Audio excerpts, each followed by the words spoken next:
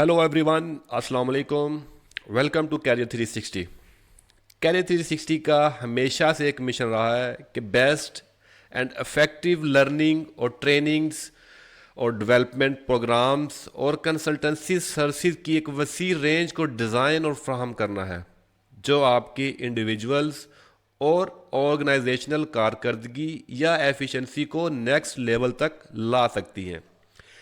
आज का ट्रेनिंग का प्रोग्राम पावर जनरेशन ऑटोमेशन के सिलसिले की एक और कड़ी है जिसमें आप पावर जनरेशन ऑटोमेशन के मुतल्लिक बहुत कुछ जानेंगे।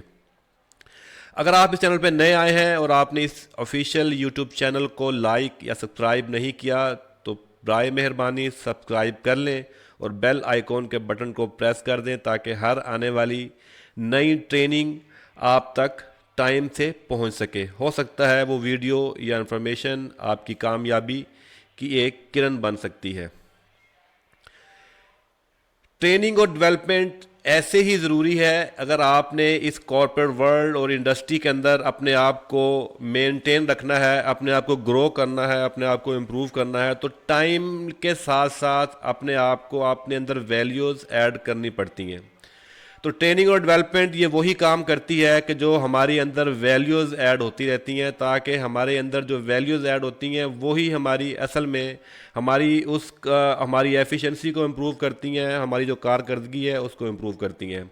तो आज की ट्रेनिंग की तरफ चलते हैं बगैर कोई टाइम ज़ाया किए हुए। आज की ट्रेनिंग का टॉपिक है DSC कंट्रोलर्स की सीरीज़ है जो DSC 74XX यानी 7410 और DSC 7420।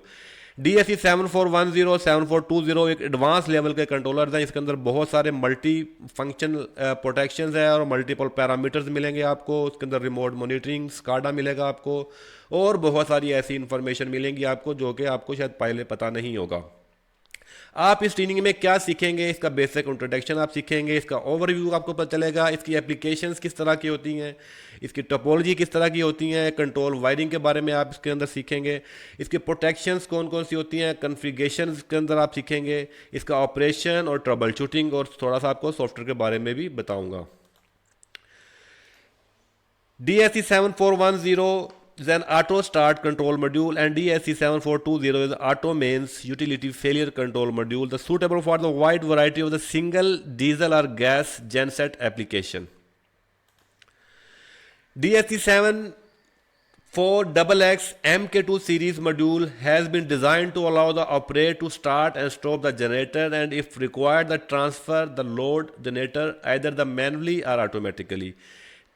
इसमें आप DSC 7420 इस्तेमाल करेंगे तो वो एक 8 AMF मॉड्यूल है, इसमें ऑटो मेन फील्ड कहते हैं। उसके अंदर आपकी लोड ट्रांसफ़र की कंप्लीट फीचर्स उसके अंदर अवेलेबल होंगे। आप उसको mains to genset and genset to mains you can transfer the load any time, manual mode और automatic mode.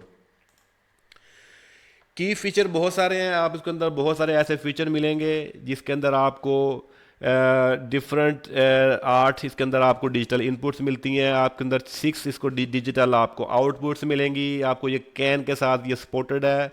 PLC integrated editor मिलेगा आपको। ये आपको MPU और कैन दोनों के साथ आप इसको लगा सकते हैं। Fuel usage monitor and low fuel alarm आपको मिलेंगे। इसके अलावा आप इसको स्काडा के लिए इस्तेमाल कर सकते हैं, BMS सिस्टम के लिए इस्तेमाल कर सकते हैं, आप इसको थर्ड पार्टी सिस्टम के साथ इस्तेमाल कर सकते हैं। Modbus RTU and TCP support है इसके अंदर, सबसे बेहतरीन है।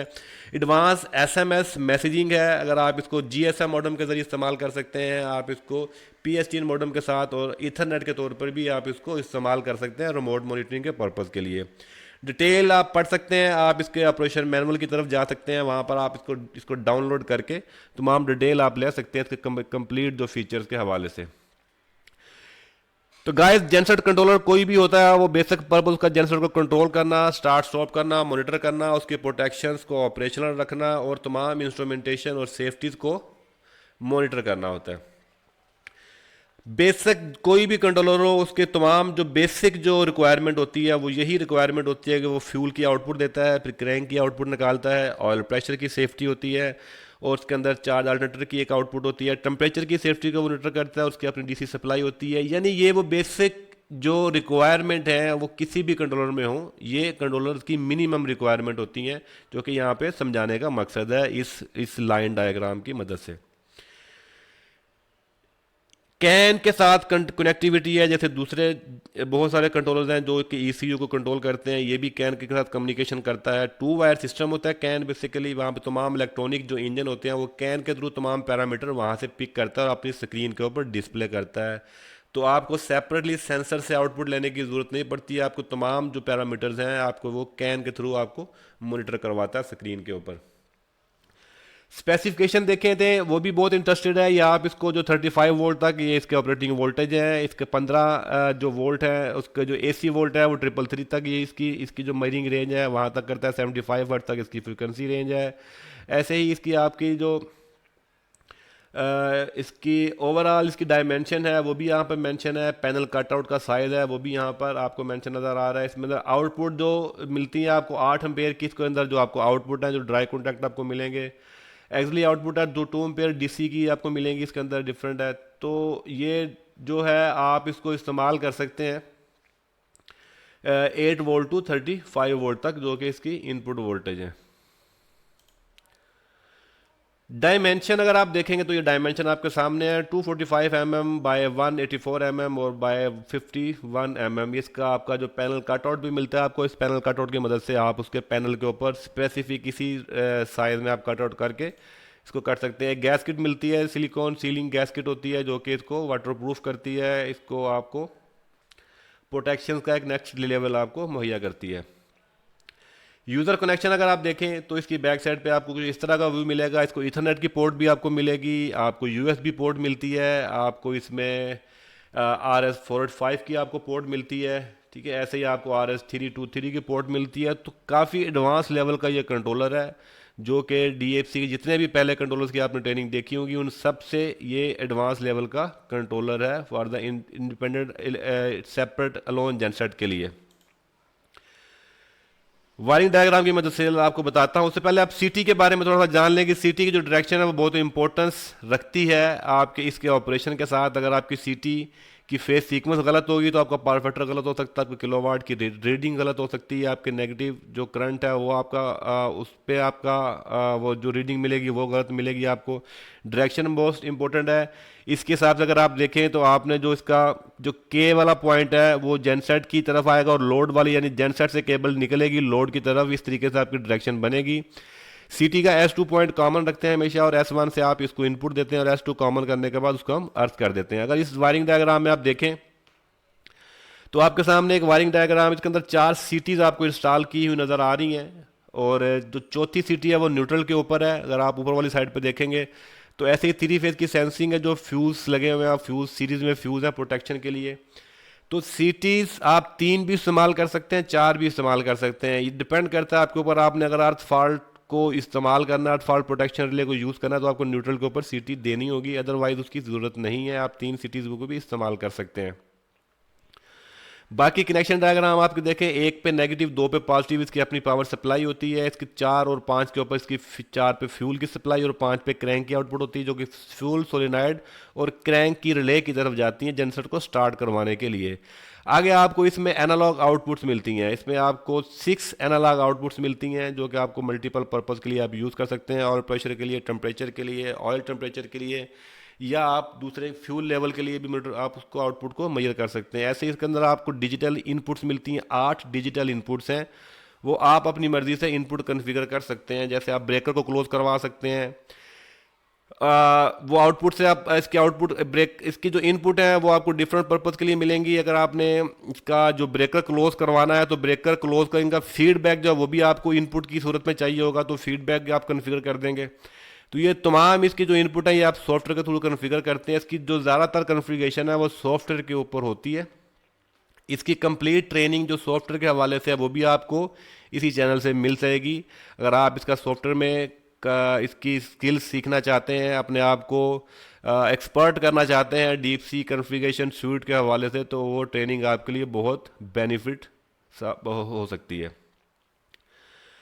इसके बाद आपके पास इसकी आउटपुट है 6, आपको इसके अंदर सेपरेट कन्फिगरेबल आउटपुट्स मिलेंगी। तमाम आउटपुट इसकी पॉजिटिव होती हैं, इनपुट इसकी नेगेटिव होती हैं, ठीक है।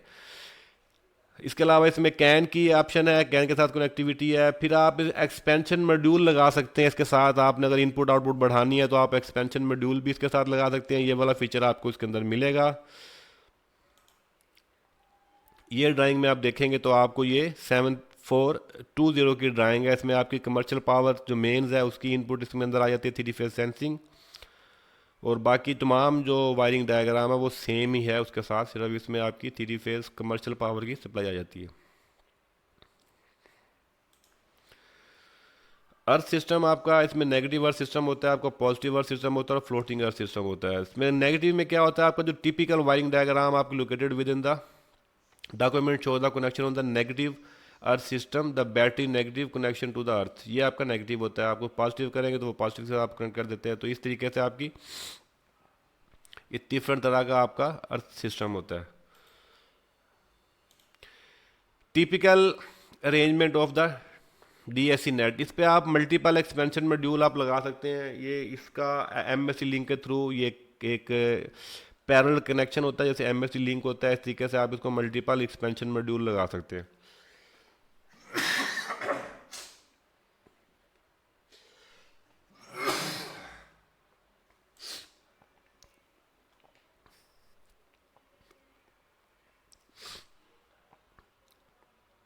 Typical arrangement of CAN. Typical, the ECU port, the controller is used to the connection to the engine ECU ECM through depending upon the module configuration. इसमें आप कैन के लिए जो कैन इंटरफेसिंग के साथ कंपेटिबिलिटी, आप डिफरेंट डिवाइसेस भी इस्तेमाल कर सकते हैं, मोर देन 1 2 3 डिवाइसेस भी आप इस्तेमाल कर सकते हैं। तो ये इसके अंदर एक बेहतरीन फीचर है, जिसको आप कैन के थ्रू अगर कैन के पैरामीटर उठाना चाहते हैं तो ECM के अलावा आप दूसरी डिवाइसेस भी कनेक्ट कर सकते हैं। तो ये भी एक फीचर मिलता है आपको। Dual mutual stand by single line genset, ये आपको बेहतरीन ऑप्शन मिलती है। इसके अंदर आप दो जेनसेट को ड्यूल स्टैंड बाई आप ऑप्शन इस्तेमाल कर सकते हैं। दो जेनसेट को म्यूचुअली स्टैंड बाई होता है, इसमें एक मास्टर बन जाता है, एक स्लेव बन जाता है। अगर एक नहीं चलेगा तो दूसरा चल जाएगा उसकी जगह पर। तो ये एक बढ़िया ऑप्शन है जो आपको मिलती है इसके अंदर। ये ऑप्शन भी आप यूज़ कर सकते हैं। आप इसके अंदर अगर आपने 27420 लगाया तो उसकी आपकी कोई इस तरह की आपकी सीक्वेंस बनेगी। आप इस तरीके से यूज़ कर सकते हैं। सिंगल मेन्स के साथ दो जेनसेट को आप इस तरीके से भी इस्तेमाल कर सकते हैं। तो इसको ऑप्शन को dual mutual stand by option कहते हैं। ये आपको इनपुट कन्फिगर करनी होती है। आपको ड्यूल म्यूचुअल सिस्टम की आपने इसके अंदर इनपुट कन्फिगर करनी है। इस तरीके से एक मास्टर आपका होगा और एक आपका स्लैब बन जाएगा। बैटरी नेगेटिव इनपुट होती है, आप ऐसे सॉफ्टवेयर से कन्फिगर करके ये इनपुट दे देंगे तो ये आपका इस तरीके से वर्किंग करता है ऑटोमेटिकली। तो DAC 7XXX सीरीज के अंदर ये वाली ऑप्शन आपको मिलती है। Single phase wire with restricted earth fault, तो गाइस रिस्ट्रिक्टेड अर्थ फॉल्ट, आपने अगर अर्थ फॉल्ट की प्रोटेक्शन लेनी है, अर्थ फॉल्ट रिले आपने ऑपरेट करवानी है, रिस्ट्रिक्टेड अर्थ फॉल्ट के चाहिए, तो आपको हमेशा CT इस्तेमाल करनी होगी न्यूट्रल के ऊपर। You have to install the CT in neutral always if you wanna go to the restricted earth fault. तो ये मैं इसलिए रिपीट करता हूँ कि ये कॉमन बात है कि आपने जब भी न्यूट्रल के ऊपर CT आपको तभी डालनी पड़ेगी जब आपने रिस्ट्रिक्टेड अर्थ फॉल्ट के ऊपर जाना है। चाहे आप 3 फेज 4 वायर सिस्टम पर हैं, चाहे 3 फेज 2 फेज 3 वायर सिस्टम के ऊपर है, चाहे सिंगल फेज 2 वायर सिस्टम के ऊपर है। तो ये आपका सिंगल फेज है, आप सिर्फ आपने एक CT लगाई है, आपको यहाँ पे ज़रूरत नहीं है। ऐसे ही आपने ये न्यूट्रल के ऊपर CT लगाई है, 2 फेज आपका और 3 वायर सिस्टम आप इस्तेमाल कर रहे हैं, ये आपका बगैर अर्थ के है। इस तरीके से ये आपका L1 और L2 के ऊपर सिर्फ आपने CT इस्तेमाल की है, ये आपने न्यूट्रल के ऊपर इस्तेमाल की है रिस्ट्रिक्टेड अर्थ फॉल्ट के साथ। ये आपने खाली 3 फेज 3 वायर सिस्टम है, ये आप अर्थ फॉल्ट की प्रोटेक्शन नहीं है। विदाउट अर्थ फॉल्ट के आप इसको इस्तेमाल करें, लिहाजा आपको न्यूट्रल के ऊपर CT ने आपको इस्तेमाल करने की ज़रूरत नहीं है। ये आपका टिपिकल वायरिंग डायग्राम बनती है अगर आपकी। और CT कॉमन जो पॉइंट है वो आपने लाजमी अर्थ करना होता है, वो मस्ट है। अर्थ की प्रोटेक्शन होती है वो आपने लाजमी ग्राउंड करना होता है। S2 जो पॉइंट बनता है आपका वो कॉमन पॉइंट होता है। ये आपकी अनरिस्ट्रिक्टेड अर्थ फॉल्ट के साथ है आपकी जो CT आपने इस्तेमाल की, इस तरह से आप अनरिस्ट्रिक्टेड अर्थ फॉल्ट की प्रोटेक्शन आपकी इस्तेमाल होगी। CT लोकेशन में गाइस आपको दो तरह की लोकेशन मिलती हैं। ये ऑप्शन इन कंट्रोलर्स के अंदर है, DAC 7.3 और 7.4 के अंदर आपको ये ऑप्शन मिलती है कि आप अपनी मर्जी से CT की ऑप्शन चूज कर सकते हैं, या उसको जेनसेट वाली साइड पर लगा सकते हैं या उसको लोड वाली साइड पर लगा सकते हैं। अगर आप यहाँ लोड पे लगाएंगे तो आपको वो सीटी मेंस के ऊपर भी काम करेगी और जनसेट के ऊपर भी काम करेगी और आपको लोड की आउटपुट देगी, क्योंकि अल्टीमेटली तो आपकी वो जो जनरेशन है वो तो लोड की तरफ ही जाएगी। या आप उसको खाली जनसेट पे लगाना चाहते हैं तो आप उसको जनसेट पे लगा सकते हैं, वो इस लोकेशन पर लगेगी। लोड पे लगाएंगे तो आपको वो इस लोकेशन पर आपको लोड पे लगेगी, इस तरह की सिटी आपको वो कॉमन बन जाएगी। अगर आपकी मेन सप्लाई ऑन लोड है तो वही सिटीज आपका मेंस का लोड दिखाएंगी, अगर जेनसेट ऑन लोड है तो वो सिटी जेनसेट का लोड दिखाएंगी आपको। तो वो उसकी वायरिंग डायग्राम कुछ इस तरह की बनेगी जो आपके सामने है। तो ये ऑप्शन आप अपनी मर्जी से चूज कर सकते हैं कि आपको सिटी की लोकेशन कौन सी चाहिए। फ्रंट पैनल आप देखेंगे तो वही आपको उस तरह की पुश बटन्स और कीज नज़र आएंगी, जब आपको एलसीडी नज़र आएगी। नेविगेशन की है, अप डाउन राइट लेफ्ट के और अप डाउन के, स्टार्ट स्टॉप का बटन है, ऑटो मोड का बटन है, मैनुअल मोड का बटन है, अलार्म म्यूट का बटन है, ये आपको बटन नज़र आते हैं। इसके अलावा कन्फिगर एलईडी स्टेटस हैं जो आप कन्फिगर कर सकते हैं। इसके अलावा फिर ब्रेकर को क्लोज करने का बटन है और ब्रेकर को ओपन करने का भी बटन है। एलईडी है आपको डिफरेंट ऑटो की सिलेक्ट की एलईडी, जो एलईडी उसको रिप्रेजेंट करती है। इस एल जनरेटर ब्रेकर एलईडी है, अगर जनरेटर का ब्रेकर आपका क्लोज होगा तो ये एलईडी ऑन होगी। ये एलईडी आपकी शुरू होता है आपकी इनपुट के ऊपर, अगर आपने इनपुट कन्फिगर की, अगर आपने पहले तो आउटपुट कन्फिगर करनी है ब्रेकर को क्लोज करने के लिए, तो एक इनपुट भी आपको चाहिए होती है उस ब्रेकर का स्टेटस जानने के लिए कि ब्रेकर क्लोज है या कि नहीं। जैसे ही जनरेटर का ब्रेकर क्लोज होता है तो कंट्रोलर को इन्फॉर्मेशन मिलनी चाहिए कि now the breaker has been closed. तो उस वक्त एक इनपुट मिलनी चाहिए जो हम नॉर्मली तौर पर उस ब्रेकर के ड्राई कॉन्टैक्ट से लेकर आते हैं। जो नॉर्मली ओपन कॉन्टैक्ट होता है वहाँ से हम नेगेटिव घुमा के इस मॉड्यूल को एक इनपुट दे देते हैं जिसको हम कहते हैं जनरेटर क्लोज एक्सिलरी। तो जैसे वो इनपुट एक्टिवेट होती है तो ये कंट्रोलर ये समझ जाता है कि ब्रेकर क्लोज हो चुका है, तो तब ये एलईडी ऑन हो जाती है। ये DSC 7420 का आपको फ्रंट व्यू नज़र आएगा। इसमें बटन आपके वही हैं, सिर्फ आपको मेंस का एक आपको जो मेंस का जो इंडिकेशन है वो नज़र आ जाती है। यहाँ पर एक पोल बना हुआ है और वो आपको दो एलईडीज आपको एक्स्ट्रा नज़र आ जाती हैं जिससे आप मेंस ब्रेकर ओपन कर सकते हैं। You can transfer to the load to the genset and transfer to the mains, दोनों ऑप्शन आपके पास है। मैनुअल मोड पे आप लोड एक साइड से दूसरी साइड पे शिफ्ट कर सकते हैं। ये आपकी एलईडी लाइट्स इंडिकेशन है। ये फ्रंट पैनल कॉन्फ़िगरेशन है। फ्रंट पैनल कॉन्फ़िगरेशन बहुत इजी है। आप इसका स्टॉप बटन और इसका जो जो सेंटर वाला बटन है नेविगेशन की के जिसके ऊपर चेक का निशान बना हुआ है, इन दोनों को आप अगर प्रेस करके रखेंगे तो आप एडिटर मोड में चले जाएंगे और आप इसकी कॉन्फ़िगरेशन कर सकते हैं जो पैरामीटर ये अलाउ करता है। कॉन्फ़िगरेशन एडिटर में जाकर आप इन्हीं अप डाउन की नेविगेशन की को इस्तेमाल करते हुए आप स्पेसिफिक पैरामीटर में जाकर उसको सेव कर सकते हैं, उसको चेंज कर सकते हैं, उसको रिव्यू कर सकते हैं। तो ये कॉन्फ़िगरेशन सिंपल इसकी इजी है। फ्रंट पैनल से कॉन्फ़िगरेशन इसकी सिंपल होती है, आप इसको कॉन्फ़िगर कर सकते हैं। बट ये सारी कॉन्फ़िगरेशन आप फ्रंट पैनल से नहीं कर सकते। कुछ कॉन्फ़िगरेशन होती हैं जो आप फ्रंट पैनल से कर सकते हैं, बाकी इसकी आपको सॉफ्टवेयर से ही करनी पड़ेगी। एडजस्टेबल पैरामीटर जैसे ये आपका डिस्प्ले आपके सामने आता है, अल्टरनेटर कॉन्फ़िगरेशन है। इंजन के कुछ पैरामीटर आपके सामने है, कूलेंट टेम्परेचर की वार्निंग है, उसके हाई इंजन टेम्परेचर पे ट्रिप है या शटडाउन है वो आप सेटिंग कर सकते हैं। मल्टीपल ऑप्शंस आपको मिलेंगी, प्री टाइमर है वो आप सेट कर सकते हैं, ये वाली ऑप्शन मिलेंगी आपको। ऐसे जनरेटर के ये वाली ऑप्शन आप सेट कर सकते हैं। एसी सिस्टम आप चेंज कर सकते हैं, अंडर ओवर वोल्टेज आप चेंज कर सकते हैं, अंडर ओवर फ्रिक्वेंसी आप चेंज कर सकते हैं, सिटी प्राइमरी सेकेंडरी की वैल्यू आप बदल सकते हैं, RCT की आप वैल्यू बदल सकते हैं, फुल लोड रेटिंग आप चेंज कर सकते हैं, डिलेड ओवर करंट की प्रोटेक्शन आप वहाँ पे ये एक्टिव इनएक्टिव कर सकते हैं, अर्थ फॉल ट्रिप की आप एक्टिव डीएक्टिव कर सकते हैं। तो ये ऑप्शंस आप फ्रंट पैनल कॉन्फ़िगरेशन से कर सकते हैं। कमीशनिंग इसकी बहुत सिंपल है। अगर आपने तमाम वायरिंग डायग्राम इसकी परफेक्टली इसके कनेक्शन किए हैं, तमाम रिलेज फ्यूज़ प्रोटेक्शन की जितनी भी हैं वो आपने पूरी की हैं, कॉमन सिटी को अर्थ किया हुआ है, कॉमन सेंसर्स की जो पॉइंट उसको आपने अर्थ किया हुआ है, अगर आपने जेनसेट की न्यूट्रल को भी अर्थ किया हुआ है, जेनसेट की बॉडी को अर्थ किया हुआ है, तमाम आपने प्रोटेक्शन जो रिक्वायर्ड होती है कमीशनिंग के लिए जो रिकमेंडेड है वो उसको आपने फुलफिल करना है। जेनसेट को स्टार्ट करने से पहले उसका ऑयल का लेवल, उसका वाटर का लेवल, वो सारी चीज़ें आपने चेक करना है। बैटरी वोल्टेज आपने चेक करना है, बैटरी की पोलैरिटी आपने चेक करनी है। तो ये आपकी कमीशनिंग के लिए ज़रूरी है। तमाम चीज़ें अगर आपकी परफेक्टली हैं तो आप इसको मैनुअल स्टार्ट करें। अगर मैनुअल स्टार्ट आपका हो जाता है तो आप उसको फिर ऑटो भी स्टार्ट कर सकते हैं। मैनुअल स्टार्ट नहीं होगा तो वो एक अलग सीन बन जाएगा आपका, उसको फॉल्ट फाइंडिंग और ट्रबल शूटिंग की तरफ चला जाते हैं, वो एक सेपरेट आपका डोमेन है फॉल्ट फाइंडिंग और ट्रबल शूटिंग। तो फॉल्ट फाइंडिंग और ट्रबल शूटिंग को समझने के लिए आपको इंजन को और अल्टरनेटर को समझना बहुत ज़रूरी है। आप जितना ज़्यादा किसी मशीन को अच्छे तरीके से समझेंगे आप उस मशीन के उतने एक अच्छे ट्रबल शूटर बन सकते हैं। जनरेटर्स के हवाले से, अल्टरनेटर के हवाले से, इंजन के हवाले से, तमाम एडवांस लेवल की और मीडियम लेवल की ट्रेनिंग्स इसी कैरियर 360 के ऑफिशियल यूट्यूब चैनल्स के ऊपर अवेलेबल हैं। आप वो ट्रेनिंग्स जो हैं वो वहाँ से देख सकते हैं, आप वो स्पेसिफिकली सीख सकते हैं। आपको किसी भी तरह की इंजन से रिलेटेड और अल्टरनेटर से रिलेटेड अगर ट्रेनिंग चाहिए तो जितना ज़्यादा आपके पास नॉलेज होगा उस मशीन्स के हवाले से आप उतना ज़्यादा ट्रबल शूटर बन सकते हैं। फेल टू स्टार्ट की जैसे इंडिकेशन है, तो फेल टू स्टार्ट वो कई वजह से हो सकता है।